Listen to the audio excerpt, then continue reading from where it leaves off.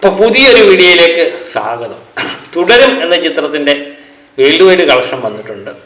ഈ world wide കളക്ഷൻ്റെ പറ്റി രാവിലെ ഞാൻ 2 വീഡിയോ വെച്ചായിരുന്നു നിത്യേന ഇട്ടുകൊണ്ടിരിക്കുന്നത്. തുടരും എന്ന സിനിമയെ പറ്റി നമുക്കൊരു വൈബ് തന്നെയായിരുന്നു, ഒരു എനർജി ആയിരുന്നു.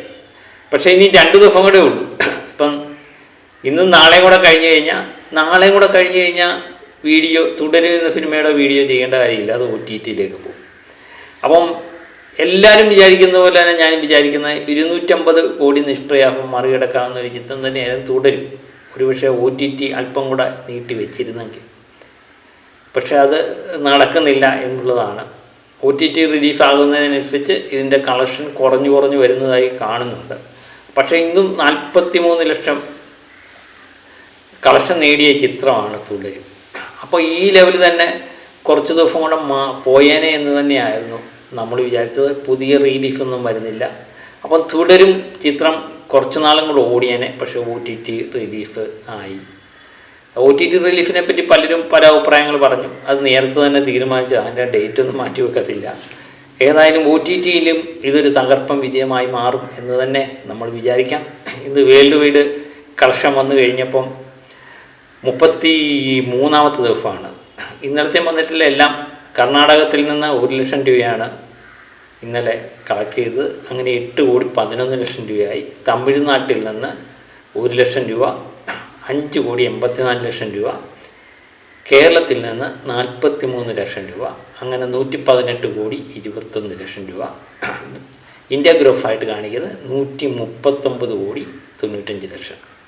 അപ്പം ബാക്കി ആന്ധ്രയൊക്കെ ഉണ്ടായിരുന്നു. അതൊക്കെ തിയേറ്ററിലൊക്കെ പ്രദർശനം അവസാനിപ്പിച്ചതായിട്ടാണ് ഇതിൽ നിന്ന് നമുക്ക് മനസ്സിലാകുന്നത്.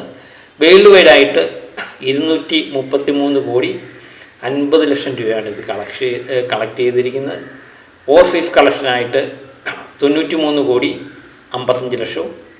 ഇന്ത്യ ഗ്രോഫായിട്ട് 139,95 ലക്ഷം രൂപയാണ് തുടരും എന്ന ചിത്രം 33ാമത്തെ ദിവസം വരെ കളക്ട് ചെയ്തിരിക്കുന്നത്. ഇന്ന് 34ആണ്, നാളെ 35. നാളെ കൊണ്ട് ഇത് ക്ലോസ് ആവുകയാണ്. അപ്പം ഒരുപക്ഷെ 234 മുകളിലുള്ള കളക്ഷൻ തന്നെയായിരിക്കും കളക്ഷൻ എന്ന് പറയുന്നത്. 234 കോടിക്ക് മുകളിലുള്ള കളക്ഷൻ തന്നെയായിരിക്കാം ഈ ചിത്രം നേടാൻ പോകുന്നത്. അതുപോലെ തന്നെ കേരളത്തിൽ നിന്ന് ഒരു 118.5 കോടിക്ക് മുകളിലുള്ള കളക്ഷനുമായിരിക്കാം ഫൈനൽ കളക്ഷനായിട്ട് ഇത് നേടാൻ പോകുന്നത്.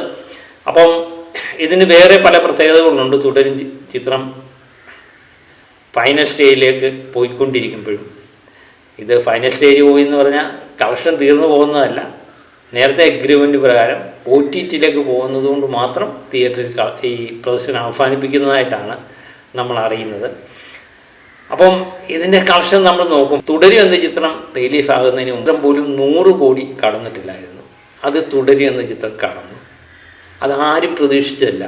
ബോബൻ, ടൊബീനോ, ആസിഫ് അലി എന്നിവരൊക്കെ നിറഞ്ഞാടിയ ചിത്രമാണ് വെള്ളപ്പൊക്കത്തിൻ്റെ കഥ പറഞ്ഞ 2018 എന്ന ചിത്രത്തിൻ്റെ ഫൈനൽ കളക്ഷനായിരുന്നു. കേരളത്തിൽ നിന്ന് മാത്രമായി 89 കോടിക്ക് മുകളിലായിരുന്നു കളക്ട് ചെയ്തത്.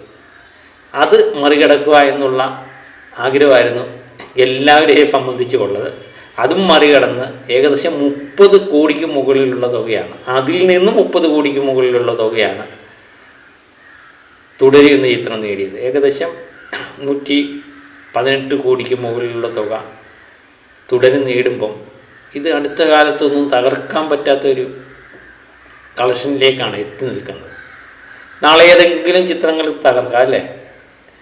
എല്ലാ റെക്കോർഡുകളും തകർക്കാനുള്ളതാണ് എന്ന് തന്നെയാണ് ഞാൻ വിശ്വസിക്കുന്നത്. പക്ഷേ ഒരു കാര്യം ഉറപ്പുണ്ട്, അതൊരു മോഹൻലാൽ ചിത്രം തന്നെ ആയിരിക്കും. കഴിഞ്ഞ കാലങ്ങളിലെ കളക്ഷനുകൾ പരിശോധിക്കുമ്പോൾ നമുക്ക് മനസ്സിലാകുന്നത് അങ്ങനെ തന്നെയാണ്. ഒരുപക്ഷെ താമസിക്കാതെ തന്നെ തകർക്കാം. എല്ലാ റെക്കോർഡുകളും തകർക്കപ്പെട്ടല്ലേ. അപ്പോൾ തുടരും എന്ന ചിത്രത്തിൻ്റെ പുതിയ അപ്ഡേറ്റുകൾ ഇനിയും നാളെക്കൂടെ ഉള്ളൂ. അതിനുശേഷം തുടരും സിനിമയുടെ അപ്ഡേറ്റുമായിട്ട് നമുക്ക് വീഡിയോ ചെയ്യേണ്ടി വരില്ല.